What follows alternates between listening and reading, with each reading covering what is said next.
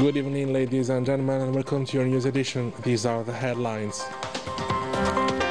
The Algerian cinema is grieving the death of the talented actor Fawzi Saishi, who passed this Monday at the age of 74. In this painful circumstance, the President of the Republic, Abdelmajid Tebboune, offers his condolences to the family of the deceased and to the Algerian cinema family.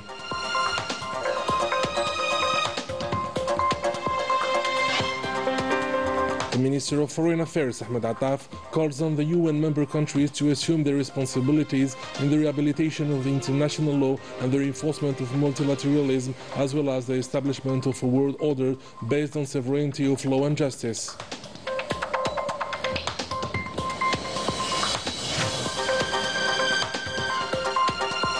The social wrath keeps increasing in Morocco. The youth protests against unemployment and corruption and demands the reforms of education and health systems in a country where any kind of protest is met with repression. Welcome back. The President of the Republic, Abdelmajid Tebboune, extended his heartfelt condolences to the family of the artist Fawzi Saishi, who passed this Monday. In his message, the President of the Republic said, and I quote, "It is with deep sadness and sorrow that I learned the death of the artist Fawzi Saishi following a long illness. In this painful circumstance, we present our condolences to the family of the artist and to the Algerian artistic family that he memorably marked with his significant works, movies and series that made the audience happy. We pray Allah the Merciful to bestow His mercy upon his soul and welcome him in heaven. To Allah we belong, and to Him we shall return." Algeria pays tribute to Fawzi Boukhtil Saishi, an icon of the Algerian theatre and cinema. Let's hear more from Najah Tayyar. This Monday, Algeria has lost one of its most beloved artists, passed away at the age of 74.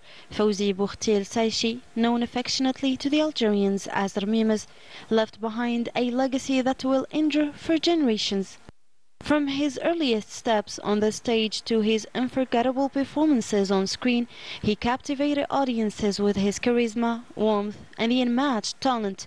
Whether in theater, cinema, or television, his presence touched hearts, drew laughter, and moved countless viewers, making him a familiar and cherished face in the Algerian households.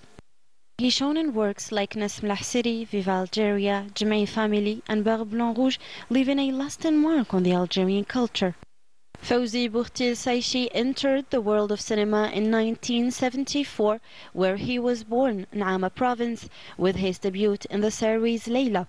He quickly rose to prominence, and in 1982 he was awarded Best Actor in the Carthage Film Festival in Tunisia for his role in the movie Un Toit une Famille.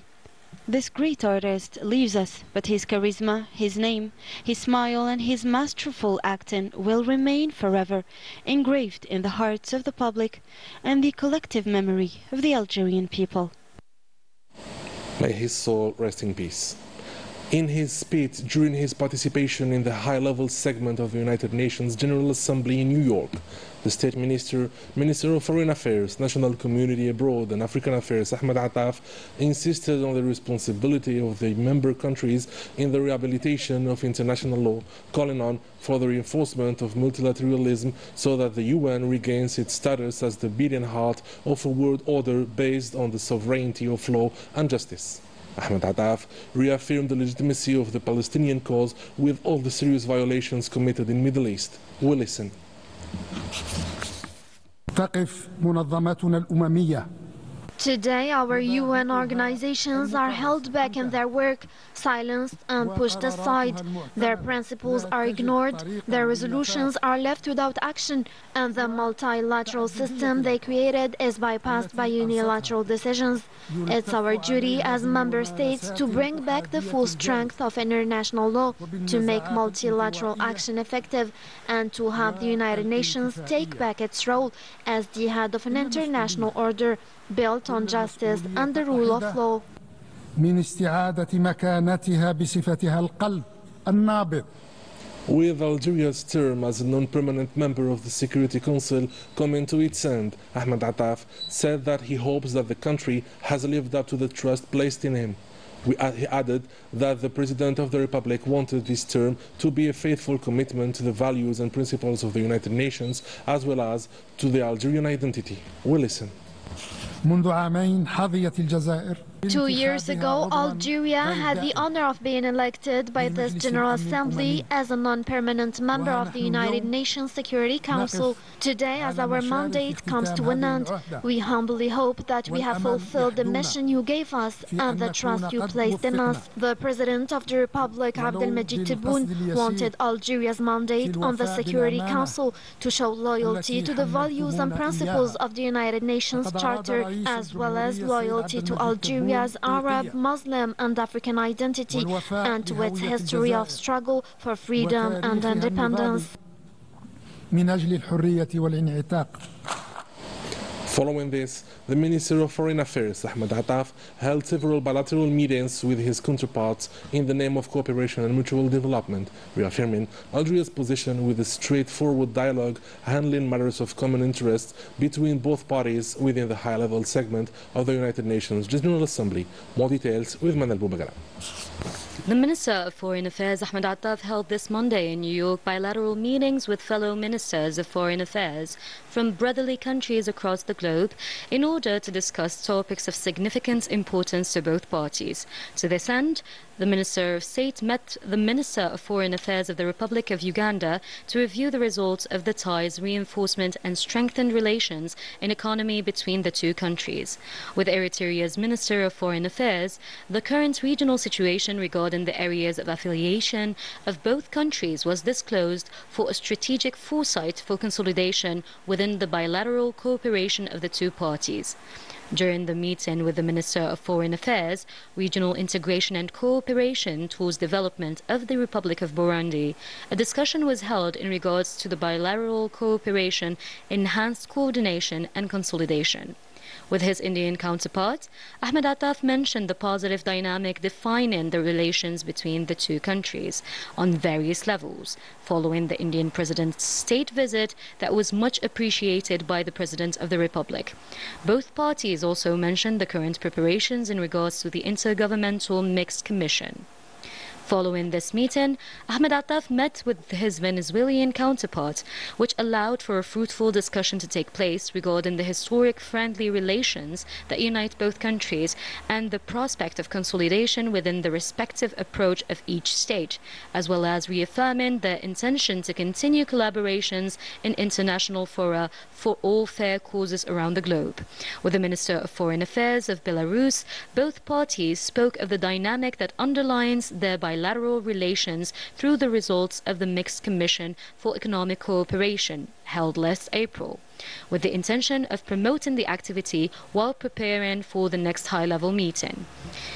The Minister of State, Minister of Foreign Affairs Ahmed Attaf also examined with the Minister of Foreign Affairs of Brunei Darussalam the means to reinforce the institutional and legal framework of the bilateral relations, as well as strengthening the cooperation between Algeria and the Association of Southern East Asian Nations. During the discussion with the Minister of Foreign Affairs of the Maldives, the prospect of economic collaboration was tackled, as well as coordination and mutual support between both parties. On the occasion of the launch of the Local Integrated Development Program, ADIL, a conference was held at the headquarters of the Ministry of Interior, Local Communities and Transport, a partnership between the Ministry of Interior, the European Union and Netherlands. This program should result in a significant added value in the reinforcement process of the institutional and human capacities in 12 municipalities in 4 provinces. On this occasion, the Minister of Interior, Local Communities and Transport affirmed that Algeria has promising economic indicators and concrete positive transformations thanks to the program of the President of the Republic, Abdelmajid Tebboune, who leads the country with rigor and determination on the way of constant development that relies essentially on the achievement of a sustainable integrated social and economic development at the local level by giving the citizen a central place. We listen. Our country is today witnessing promising economic indicators, positive concrete transformations felt by all citizens, thanks to the program of President of the Republic, who is guiding the nation with determination and foresight towards a sustainable dynamic. The adoption of this comprehensive approach has made it possible to carry out development projects with social, economic and cultural dimensions through the active involvement of civil society. This has contributed to diversifying the economic capacities of local communities and to strengthening their role in the national efforts to create wealth and employment. Today in Algeria and in Europe, we are fully aware that our citizens want government action that is both effective and participatory, as well as inclusive. I believe that Algeria, with its tradition and strong, well-organized central authority, is one of the best examples in the region of how to implement such action at the local level.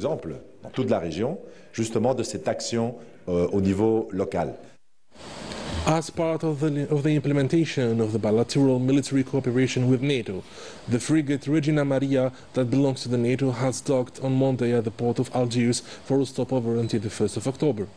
The commander of the mission and the delegation accompanying him visited the commander of the Central Maritime Facade in the 1st Military Region.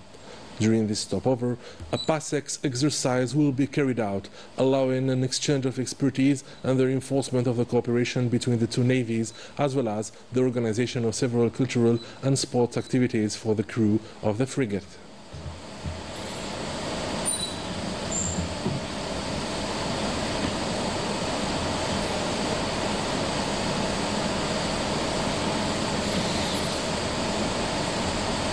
And the genocide is still ongoing in the occupied Palestinian territories. The Zionist entity keeps intensifying its savage attacks on innocent civilians. At least 18 Palestinians were martyred on Monday. Wissam Abu Zaid and Rania Al-Bahri. In the heart of Gaza City, nothing seems normal. What the Algerian TV cameras captured wasn't routine. It was the hunter chasing the hunted. The Zionist tanks has pushed deep into the city, reaching the vicinity of a Shifa hospital. Families were forced from one house to another, one street to the next, refuse and abandon their city despite the advancing armor. We don't know where we are going. We only know that the further we go, the further we are from danger. In all Gaza, there is no safe place. The scene was harder for women, children and the elderly, who were filled with fear and terror because of the attacks on the city. We saw the suffering of Palestinian families as neighborhoods in West Gaza were surrounded. Ambulances could hardly move and even hospital was bombed. We as ambulance teams cannot enter, and if we enter, the rubble falls on us and we can't reach the wounded.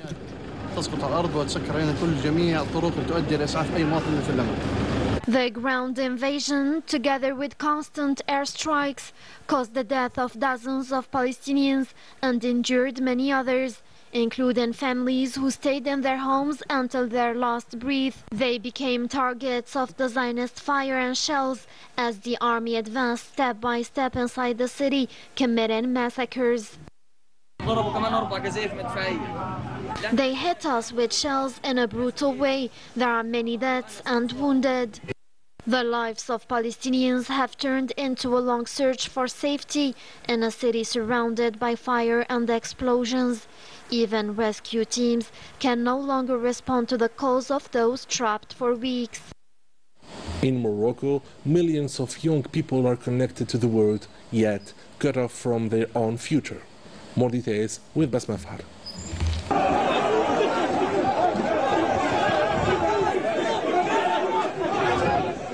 There are more than 8 million young people, born after 1996, connected, open to the world, yet trapped in a reality without prospects.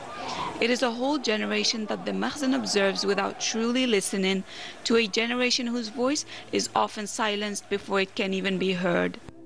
A few days ago, the Gen Z group 212 launched a call on the Discord platform discussing issues such as education, health, and the fight against corruption. But in practice, Moroccan youth continues to face deep social inequalities. Employment remains the greatest challenge. One young person out of 2 is without work. Nearly 37% of those aged 15 to 24 are unemployed. More than 1.5 million are counted among what experts called NEETs, young people with no job and no training. Even those who manage to secure a position often work without contracts, without rights and social protection. This situation fueled growing frustration. Young people say they are tired of searching, endlessly applying for jobs to be discarded, and of being called future while being abandoned in the present. Politically, too, their disengagement is striking. Less than 1/3 of Morocco's youth are registered to vote, faced with a ruling elite that grows older.